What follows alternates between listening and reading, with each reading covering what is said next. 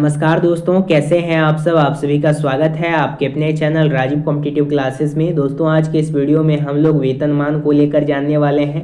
ना केंद्रीय वेतनमान, ना पे लेवल, फिर किस बात की राजकर्मी का दर्जा आप लोगों को मिल रहा है। विशिष्ट शिक्षक को अक्टूबर में मिल जाएगा सेवा निरंतरता का लाभ, क्या इसके बारे में बात करेंगे। सेवा निरंतरता मिलने के बाद क्या क्या सुविधा मिलेगा आप लोगों का, कितना वेतन आप लोगों का बढ़ेगा, कौन कौन शिक्षकों का वेतन बढ़ेगा। ओनली वेतन न्यूज, बकाया वेतन सितंबर में जो आपके खाते में क्रेडिट होने वाला है उसके बारे में बात करेंगे। उसके साथ पहली से पाँचवीं 6 to 8 के लिए, 9 10 के लिए, 11 12 के लिए जो भी बीपीएससी शिक्षक हैं या फिर जो नियोजित शिक्षक हैं या विशेष शिक्षक हैं या हेडमास्टर है, टीचर शिक्षक हैं, उन लोगों को जब 6.5 लाख शिक्षक का जब वेतन 2025 में स्ट्रक्चर के रूप में तैयार किया जाएगा सेवा निरंतरता मिलने के बाद, तो आप लोगों का वेतन किस प्रकार से मिलेगा इसके बारे में बात करेंगे। सभी निरंतरता मिलने के बाद सैलरी कितना होगा इसके बारे में बात करेंगे। उससे पहले नए हैं चैनल पे सब्सक्राइब कीजिएगा, बेल आइकन को प्रेस कीजिएगा। वीडियो को शुरू करते हैं। तो बात कुछ आप लोगों की ऐसी है कि 2003 से 2005 तक सभी लोग यहाँ पे बहाल हुए, तो बहुत सारे शिक्षक ऐसे थे जो लोग नियोजित शिक्षक थे।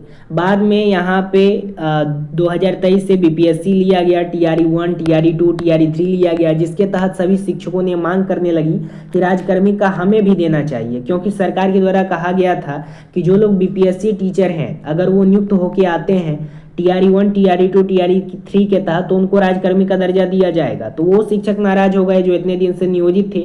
उन लोगों का कहना था कि हमें भी राजकर्मी का दर्जा देना चाहिए, समान काम के बदल हमें भी समान वेतन देना चाहिए। अब जो बीपीएससी वाले हैं वो अभी अभी डिग्री पास करके आए हैं और वो हमसे भी सीनियर हो जाएंगे, तो एक तरह से उनको अच्छा नहीं लग रहा था, क्योंकि वो लोग 10 साल, 15 साल, 18 साल से थे।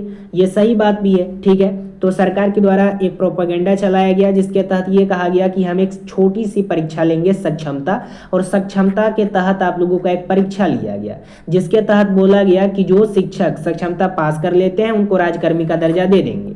बहुत सारे शिक्षक पास भी किए, बहुत सारे शिक्षक फेल भी कर गए, और बहुत सारे शिक्षक ऐसे भी थे जिन्होंने सक्षमता नहीं दिया। इसमें से 80,000 ऐसे नियोजित शिक्षक बच गए जिन्होंने सक्षमता नहीं दिया। सक्षमता 1 आया, सक्षमता 2 आया, सक्षमता 3 आया, जिसके तहत सभी लोग विशिष्ट बने।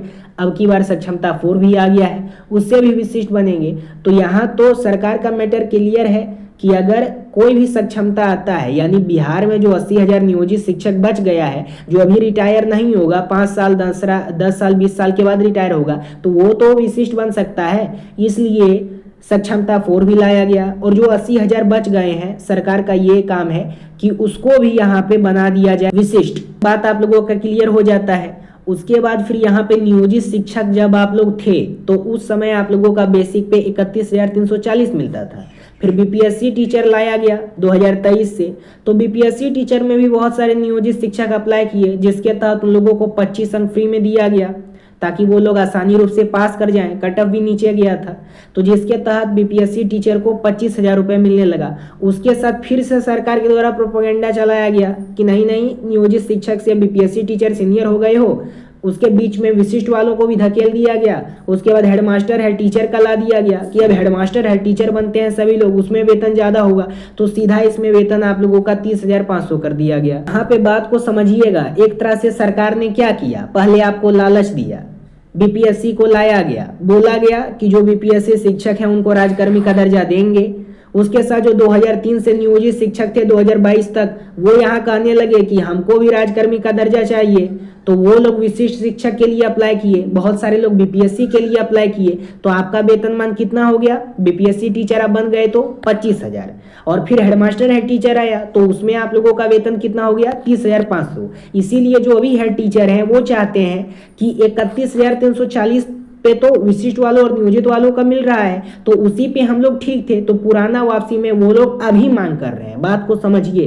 देखिए, मैं आप लोगों को डायरेक्ट कहना चाहूंगा कि आप लोगों की वजह से वेतन आप लोगों का नहीं मिल रहा है। आपके जिम्मेदार आप खुद हैं। कैसे आप खुद? मेजोरिटी नहीं है, बहुत सारे शिक्षक ऐसे हैं जो यहाँ पे अदर स्टेट और Bihar state, other state Bihar state करते रहते हैं, जिसके कारण से आप लोगों को सेवा निरंतरता राजकर्मी का दर्जा नहीं मिल रहा है। बहुत सारे शिक्षकों का कहना है कि अदर स्टेट वाले जो लोग हैं वो यहाँ पे आकर के नौकरी ले लिए हैं, तो ये तो आपका सरकार की गलती है ना, कि सरकार अगर यहाँ पे खोली थी दरवाजा तो अदर स्टेट के लोग आकर के बिहार में नौकरी लिए हैं, ठीक है। और वो लोग भी जो अदर स्टेट के लोग बिहार में नौकरी लिए हैं बीपीएससी के तहत, उन लोगों के पास कुछ एलिजिबिलिटी क्राइटेरिया था, वो जनरल कैटेगरी में फाइट किए थे, सामान्य के लिए दरवाजा खुला था तो वो लोगों ने पास किया, उसके बाद नौकरी यहाँ पे प्राप्त किए।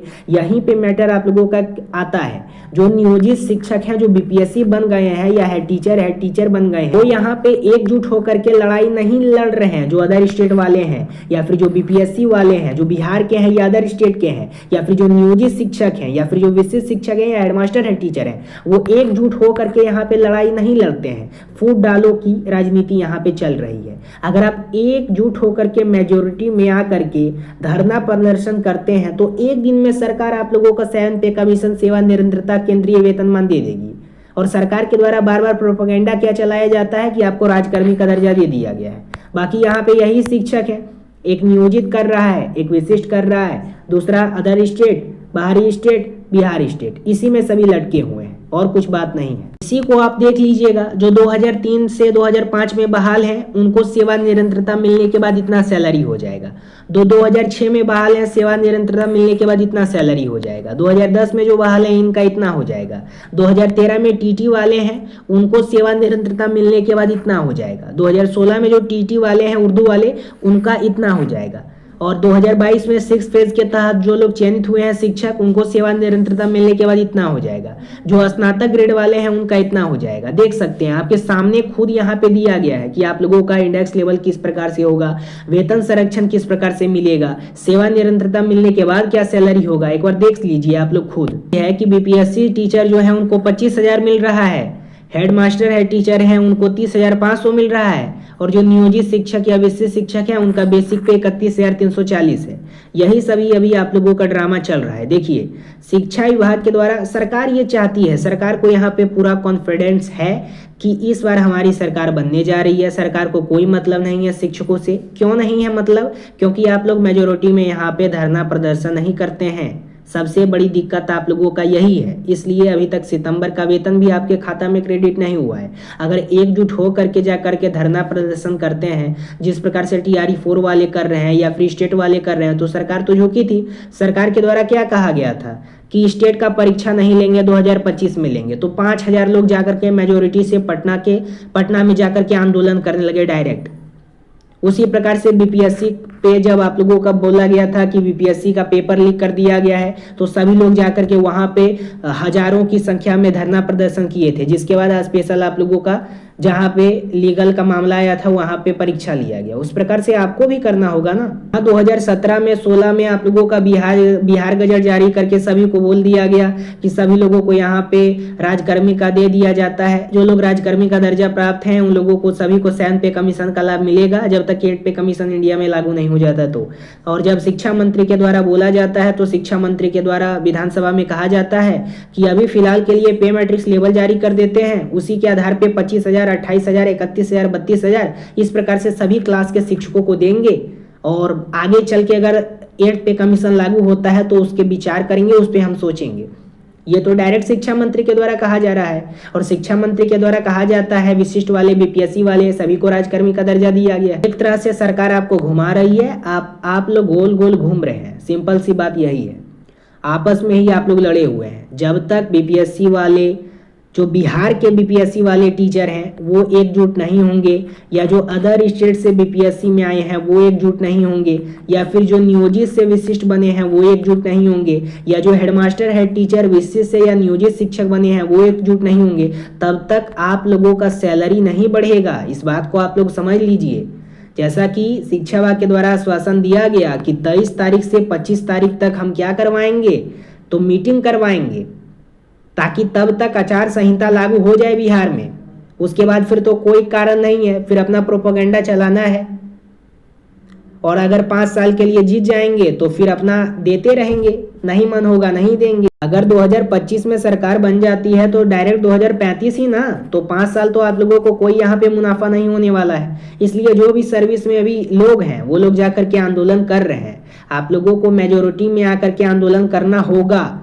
जैसे कि 7 पे कमीशन के लिए जब पटना हाईकोर्ट में केस भी किया गया है, वहां पे भी देखिएगा फूड वाला सिचुएशन क्रिएट हो गया है। क्या हो गया है जो लोग विद्यालय अध्यापक हैं वो स्पेशली टीजीटी पीजीटी के लिए जाकर के आवेदन कर दिए हैं कि टीजीटी के लिए 7 पे कमीशन, 8 पे कमीशन, पीजीटी के लिए दे दो जजमेंट पारित करके।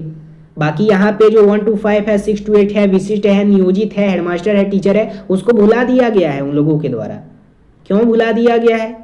इन्हीं सभी कारणों से, क्योंकि वो अभी मेजोरिटी में नहीं है, वो अलग है। आपको एक साथ आना होगा। जब तक आप एक साथ नहीं आएंगे तब तक आप लोगों के लिए कोई भी निर्णय यहाँ पे नहीं लिया जाएगा, जिस प्रकार से शिक्षा विभाग में काम जारी है। कि आपकी क्या राय है कमेंट के माध्यम से बताइएगा। चैनल पर नए हैं, चैनल को सब्सक्राइब कीजिएगा, बेल आइकन को प्रेस कीजिएगा। एक बार कमेंट के माध्यम से जरूर बताइएगा।